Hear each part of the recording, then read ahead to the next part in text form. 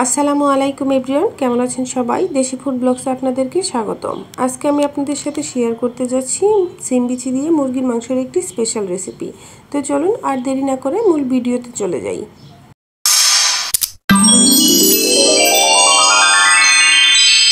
মুরগির মাংস রান্না করার জন্য এখানে হাফ কেজি মুরগির মাংস নিয়েছি দুটো মাঝারি সাইজের আলু আর নিয়েছি সিম বিচি।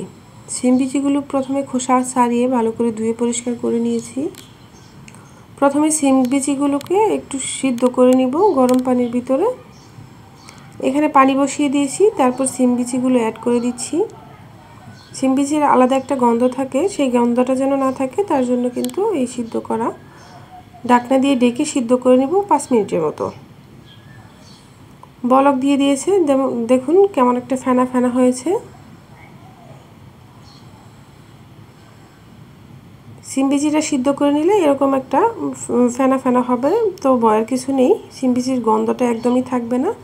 দেখুন সিদ্ধ করা হয়ে গেছে, আমি ধুয়ে পরিষ্কার করে নিয়েছি। এবার রান্না করব।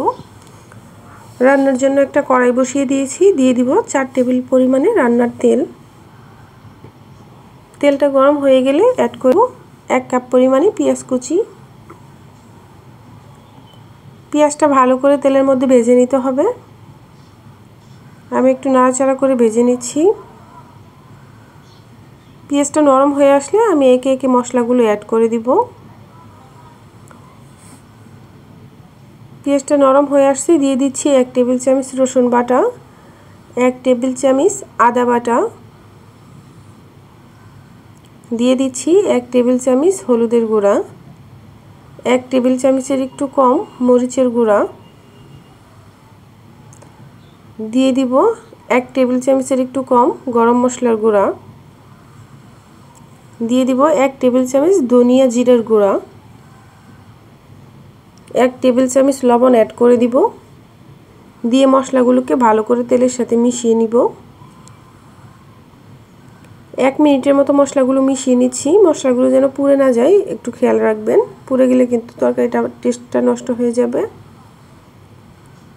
1 মিনিটের মতো ভাজা হয়ে গেছে, এবার আমি অ্যাড করে দিব মুরগির মাংস আর আলুগুলো। মশলার সাথে মুরগির মাংসটাও একসাথে কষিয়ে নিব। একটু নাড়াচাড়া করে মিশিয়ে দিব।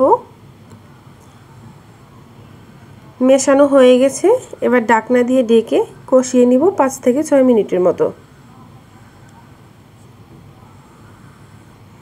6 মিনিট পর আবারও ফিরে আসলাম। মাঝখানে কিন্তু অফ ক্যামেরাতে আমি একটু নাড়াচাড়া করে দিয়েছি। দেখুন মুরগির থেকে কিন্তু অনেকটা পানি বেরিয়ে আসছে। এই পানি দিয়ে কিন্তু কষানোটা হয়ে যাবে, আলাদা কোনো পানি অ্যাড করতে হবে না। আবারও ঢাকনা দিয়ে ঢেকে কষিয়ে নিব 2 থেকে 3 মিনিটের মতো। ঢাকনা খুলে আবারও ফিরে আসলাম 2 মিনিট পর।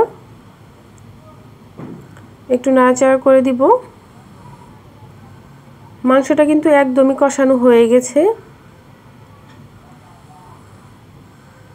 এবার অ্যাড করে দিব সিদ্ধ করে রাখা সিম বিচিগুলো। সিম বিচিগুলো যদি আমি একসাথে অ্যাড করে দিতাম তাহলে কিন্তু সিম বিচিটা একদম গলে যেত, যেহেতু সিদ্ধ করে রেখেছি। এবার একটু নাড়াচাড়া করে মিশিয়ে নিব, তারপর ঢাকনা দিয়ে ঢেকে আরও কিছুক্ষণ কষিয়ে নিব।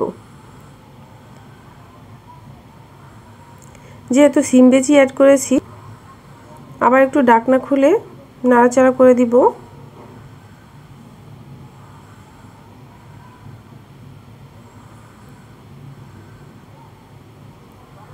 যেহেতু সিম বিচি অ্যাড করেছি তার জন্য পরবর্তীতে আবার একটু কষিয়ে নিয়েছি। এবার পানি অ্যাড করে দিব, তারপর ঢাকনা দিয়ে ঢেকে রান্না করে নিব 10 মিনিটের মতো।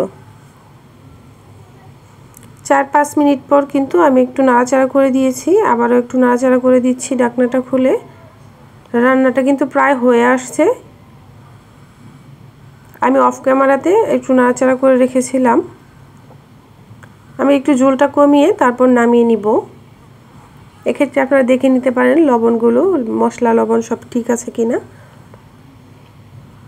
হয়ে গেছে, এবার চুলাটা বন্ধ করে দিব। আমি নামিয়ে নিচ্ছি। দেখুন কত একটা সুন্দর কালার এসছে, দেখতেও যেমন সুন্দর লাগছে, খেতেও কিন্তু ভীষণ টেস্টি একটি রেসিপি। অবশ্যই বাসায় ট্রাই করে দেখবেন। আমি একটা বাটিতে নিয়ে নিচ্ছি। আমার এই রেসিপিটা যদি কারো ভালো লেগে থাকে অবশ্যই লাইক কমেন্ট সাবস্ক্রাইব করে দিবেন আর পাশে থাকা বেল বাটনটি অন করে দিবেন আমার নতুন নতুন ভিডিও পাওয়ার জন্য। আর যারা ফেসবুক পেজ থেকে দেখছেন তারা অবশ্যই ফলো দিয়ে রাখবেন আমার নতুন নতুন ভিডিও পাওয়ার জন্য। সবাই ভালো থাকবেন, সুস্থ থাকবেন। আবারও কথা হবে নতুন কোনো রেসিপি নিয়ে। সে পর্যন্ত আল্লাহ হাফেজ।